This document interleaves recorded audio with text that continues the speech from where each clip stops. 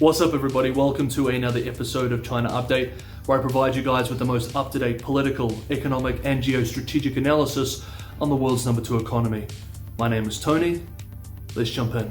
Happy Thursday, everybody. I hope you're all having a wonderful week. Originally, I was going to take today off. It is a holiday here after all, but for some time I've been wanting to do a special deep dive into China-Russia relations, and with Vladimir Putin, Russian leader Vladimir Putin, visiting Xi Jinping in Beijing tomorrow, Friday, part of the Russian delegation for the Winter Olympic Games, I thought today was a perfect opportunity to do a deep dive into China-Russia relations and use the framework of the Putin visit to Beijing to explore the facets of the relationship. So this episode will be focused on that. The complex relations between China and Russia is something that anyone interested in global geopolitics must follow, especially with the current climate in Europe and East and Central Asia. And of course, because this is a channel that focuses on China, we need to understand this relationship as well. Anyone with even a basic understanding of history appreciates that China and Russia have a complicated relationship. Natural competitors due to geopolitical realities,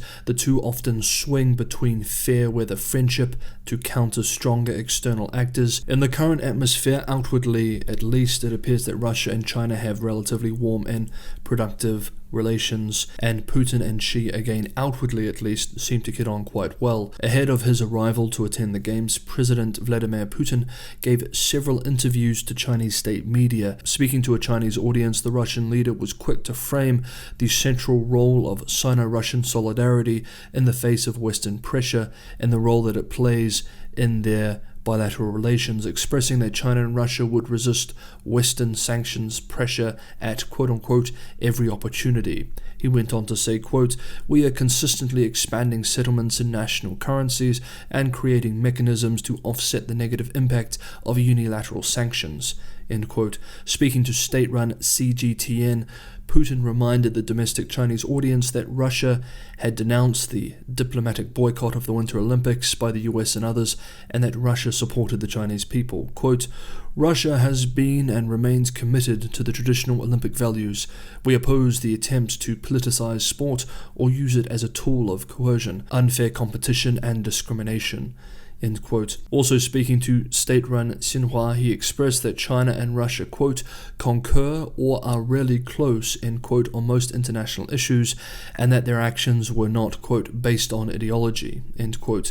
He also wrote an article for a Chinese audience ahead of the Winter Games, which was published over the weekend. The rhetoric employed is interesting, as it is similar to the high-level statements made by Beijing in recent years, suggesting that Moscow and Beijing are indeed cooperating more when it comes to international messaging, something that experts have been pointing out for a few years now. Quote, "Foreign policy coordination between Russia and China is based on close and coinciding approaches to solving global and regional issues. Our countries play an important stabilizing role in today's challenging international environment, promoting greater democracy in the system of international relations to make it more equitable and inclusive." End quote. One of the Kremlin's top foreign policy officials announced this week that Xi and Putin will meet tomorrow, Friday, to sign a joint statement on security, which, quote, "reflects their common views." End quote. Of course, Putin's trip also has an economic and energy agenda, with him expressing at the start of the week, quote, "There is every opportunity for this as our countries have substantial financial, industrial, technological, and human resources, allowing us to successfully resolve long-term development issues.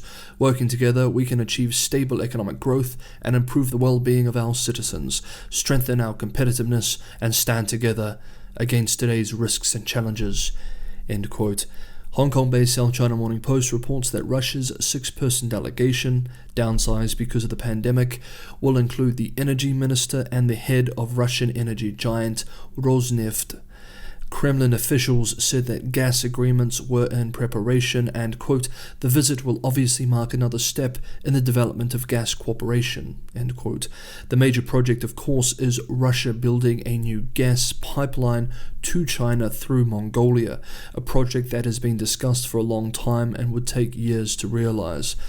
Putin told the Chinese audience this week, quote, "All this significantly strengthens the energy security of China and the Asia region as a whole," End quote. We remember, of course, that China, which is heavily reliant on energy imports, has been experiencing power difficulties this winter due to domestic issues as well as international supply issues, self-imposed restrictions on Australian coal, Indonesian coal export bans to China, and the unrest in Kazakhstan, which cut off both Kazakhstani and Uzbekistani oil and gas, have all presented Beijing with headaches over the last few months. Quickly, if you're enjoying the episode, don't forget to hit the like button. It's the only way this video can be shown to new people.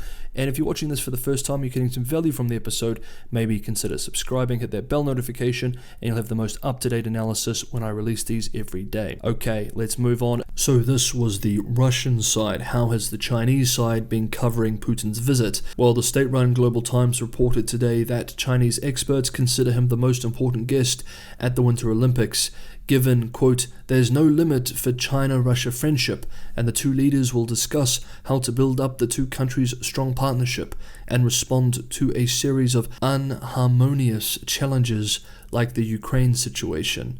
End quote. The piece went on to argue that amid escalating tensions globally, which have directly affected China and Russia, the two countries have, quote, "seen fruitful cooperation in various domains including bilateral trade, expansion of settlements in national currencies to offset the impact of US unilateral sanctions, energy, information technologies, as well as space exploration and vaccine cooperation." End quote.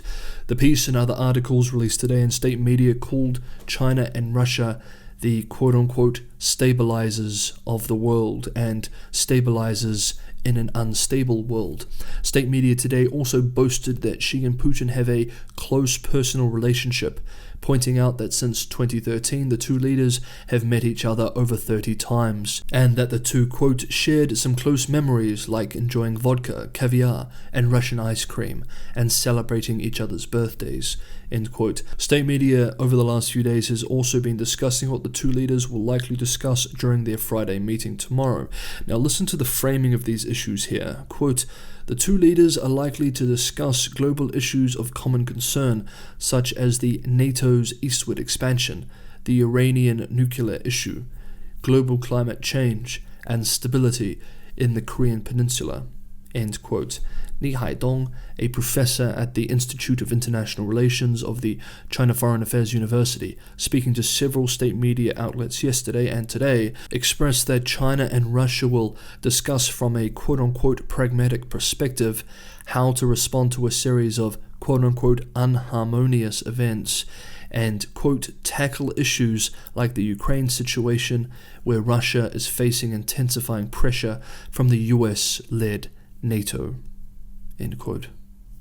Hey guys, I'd love to hear what you thought about some of the updates we covered in today's episode, so throw your comments below. Always love hearing from you. Thank you for watching. I'll see you next time.